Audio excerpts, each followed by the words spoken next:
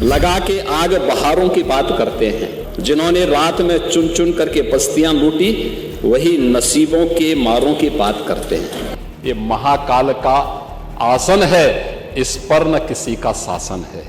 और ये स्थिति आप लोगों की है, यानी केवल अपने तक सीमित करना। आपका परिवार डेवलपमेंट अथॉरिटी भी उसी का नमूना है। यही है, ये परिवार डेवलपमेंट अथॉरिटी की ये भावना ही इस पर आधारित है, जिसके बारे में स्वामी विवेकानंद ने कहा था कोप मंडूक होना। उन्होंने अपनी कथाओं में, अपने प्रवचन में एक बात को कहते थे कि एक कुएं में एक मेढक था, कुएं में पड़ा था, वहीं पैदा हुआ था, उसने दुनिया नहीं देखी थी। तो एक दिन बाहर का एक मेढक दुर्भाग्य से वहां आ गया।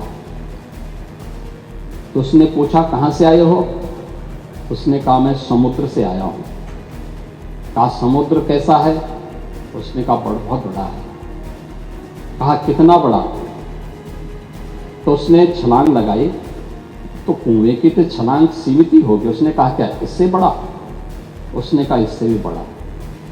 उसने एक और छलांग लगाई, कहा इससे भी बड़ा? कहा इससे भी बड़ा। कहा तुम झूठ बोलते हो। और मुझे लगता है यही दृष्टि कोप मंडूक वाली आप लोगों की है। दुनिया आगे बढ़ रही है, एक प्रतिस्पर्धा चल रही है, लेकिन आप लोग अभी भी अपने परिवार तक सीमित होना चाहते हैं। और इसलिए मैंने कहा ना, एक परिवार डेवलपमेंट अथॉरिटी का शिकार आप हो चुके हैं। प्रदेश को भी आप वहीं ले जाना चाहते हैं। क्या स्थिति थी 2017 के पहले? 2017 के पहले क्या नहीं है उत्तर प्रदेश में?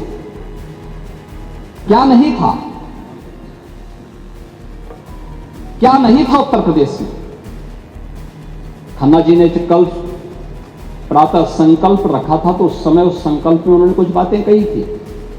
कहां थे हम 1947 तक भी, 1950 में भी, 1960 में भी, और कैसे हम लगातार गिरावट की तरफ गए। ये डिटोरेशन, इसका कारण क्या था? 1990 के बाद क्या स्थिति थी? उसी पर मैं कुछ बात रखना चाहता हूं महोदय कि विशाल सामर्थ्य के बावजूद नीतिगत उदासीनता के कारण उत्तर प्रदेश लगातार पिछड़ता गया।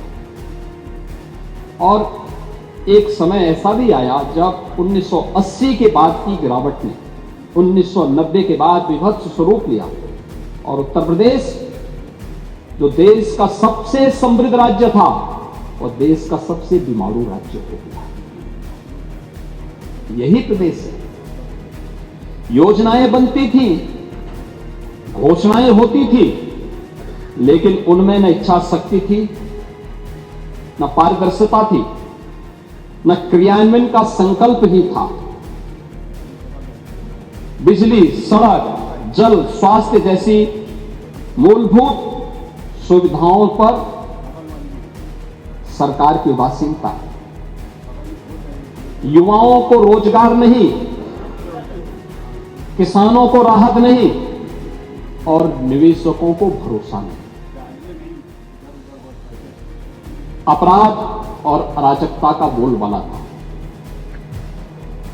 प्लान की पीड़ा, गरीबी और इलाज के अभाव में दम तोड़ते बच्चे, क्या ये सच नहीं? इंसेफ्लाइटिस से जो मौतें होती थी, डेंगू से जो मौतें होती थी, विभिन्न गंभीर बीमारियों से जो मौतें होती थी, ये सब क्या? सरकारी नौकरियों में भ्रष्टाचार,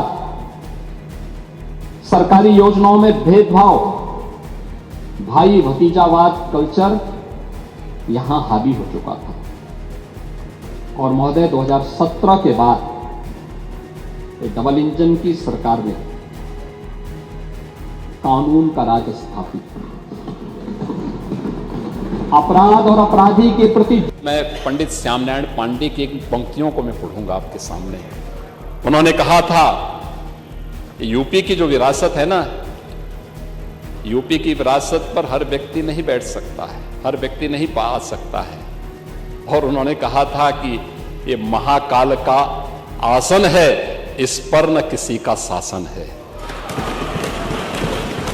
नित सिसक रहा कमलासन है, यह सिंहासन सिंहासन है। यह सम्मानित अधिराजों से अर्चित है राज समाजों से, इसके पदरज पोछे जाते भूपों के सिर के ताजों से। इसकी रक्षा के लिए हुई कुर्बानी पर कुर्बानी है, राणा तू इसकी रक्षा कर, यह सिंहासन स्वाभिमानी है।